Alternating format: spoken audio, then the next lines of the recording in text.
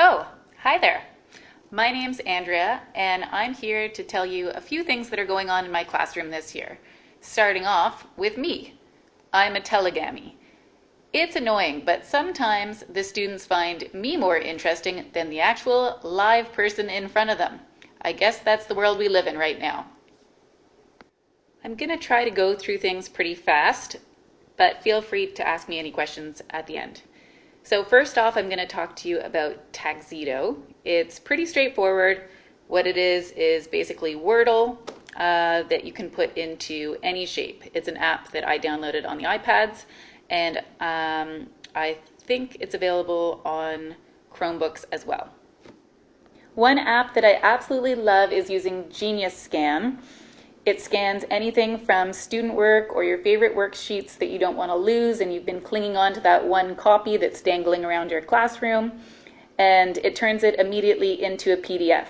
From there, you can either email it out to parents or to other colleagues, or you can just save it, or best of all, you can upload it onto Google Docs. So students can keep their work on their Google Doc files. Casey's going to be explaining Adobe Voice, and I'll give you a little preview of Adobe Slate. It is so student-friendly and easy to use, and I'll show you a quick video from YouTube that can explain it better than I can.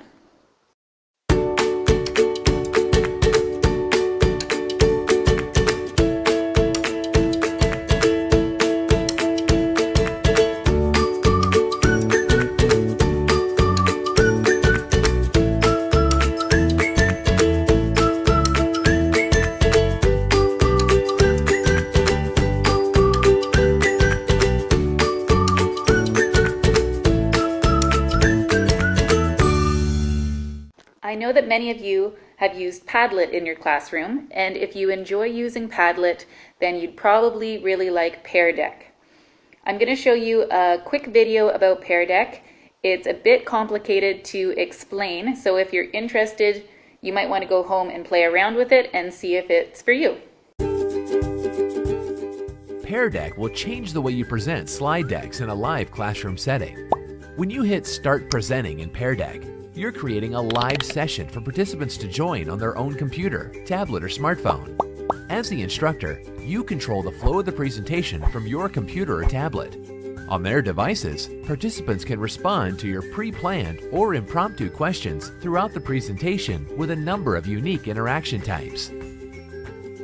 Those responses can then be shared anonymously and in real time on your classroom projector or interactive whiteboard. From your device, you can isolate individual answers, toggle responses, and even do cool things like overlay all of the drawings your students have shared.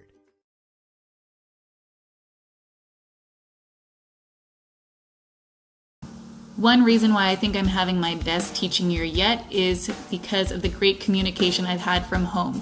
I think we established a good relationship, and I've done that by pretty much bombarding parents almost daily with pictures and videos of what's going on in the classroom. A super fast way to make a video is by using the app called Majesto. It created this little video about our field trip to the canal in under 60 seconds by just using pictures from my phone.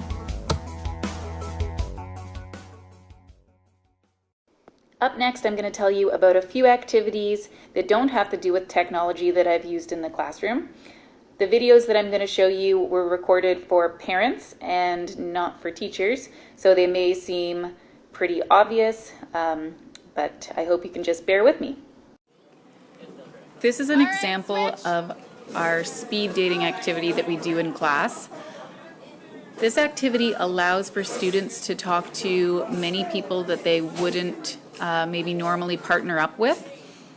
What happens is at the beginning of the year, they have a list of questions to ask each other about the summer, and they are partnered up for 1 minute and then switch spots and talk to the next person. It gives them a chance to talk to everyone in the room. We practice at the beginning of the year in our homeroom class, just with sort of fun discussions. However, it's a great activity that we're able to use in the future in a variety of subjects, and it works well for history or English class when discussing short stories or themes that may come along in any subject. All right, guys, switch.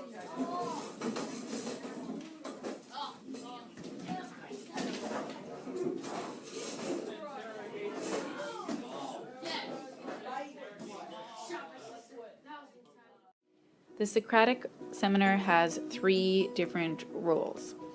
The 5 desks in the middle of the room are the players, and they're the ones that are going to be in the discussion. Behind each player, there's a coach, and they will be helping their player during halftime, supporting them with ideas and questions that they could ask and tips in order to improve their conversational skills. And lastly, there's our note takers.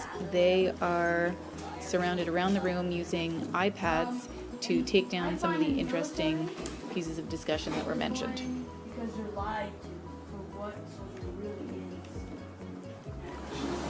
is. Sorry for cutting you off here, but I think like if you want to be a soldier, you have to have like cold-blooded. You have to, you can't be scared, you know. So like when you go to war, you know. Well, I don't agree with you there, because most percentage of people are very kind and they go to war. So let me ask you this question.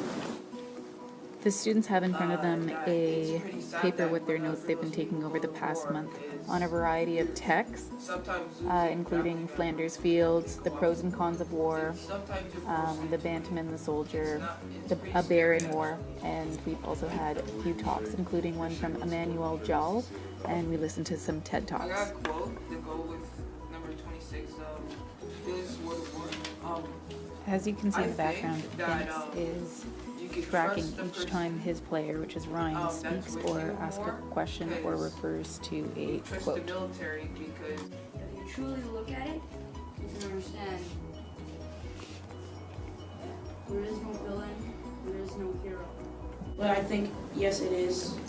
War is necessary. I gotta go for that.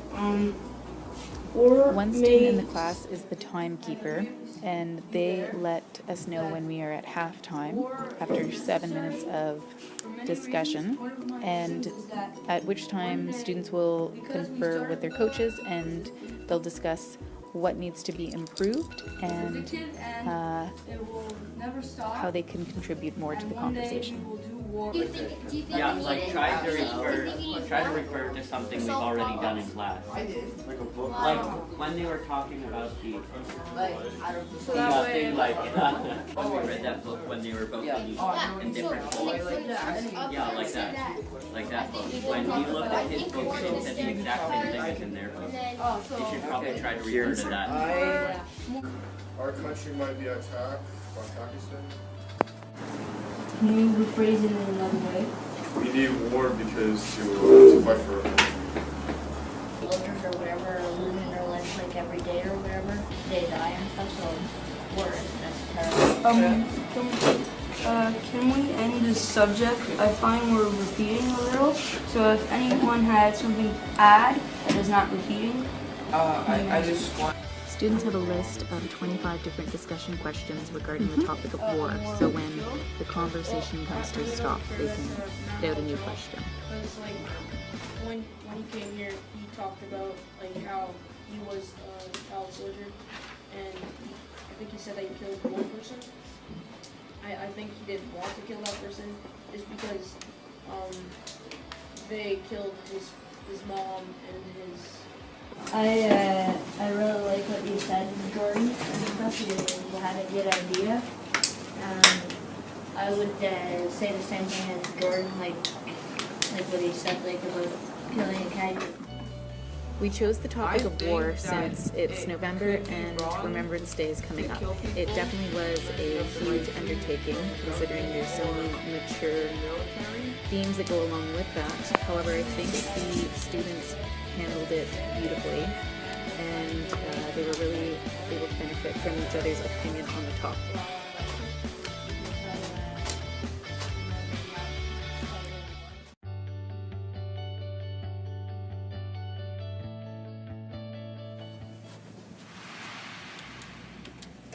Hi, I'm Albert Einstein. I'm a physicist. I was born in 1879 in Germany. I couldn't speak till I was 4 years old, but around 10 or 11, I started studying science. Pretty smart, huh? I want to welcome you all, every one of you. We have no secrets. Let us be clear. All Indians must now be fingerprinted like criminals. No marriage other than a Christian marriage is considered valid. Under this act, I slowly took over the organized crime there. In the late 1920s, the press followed my every move.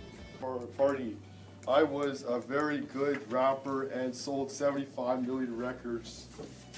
I also acted in films, the first film being called Nothing But Trouble.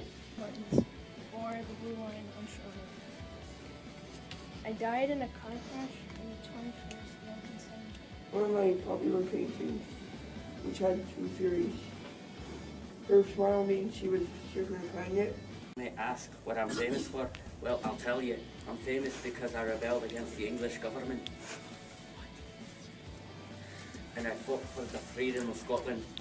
But my journey, I had to overcome many things, like the Battle of Hawke's Bay and many other battles. Are you getting bored? Do you want to hear some of my famous quotes? No? Too bad, I'm telling you anyway. I could not be a traitor to Edward, for I was never his subject. Are you ready for another one?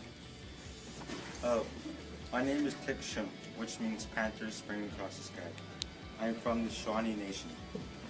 I was born along the Madden River in western Ohio on March 5th, 1776. The Living Wax Museum ended up being my favorite project so far this year.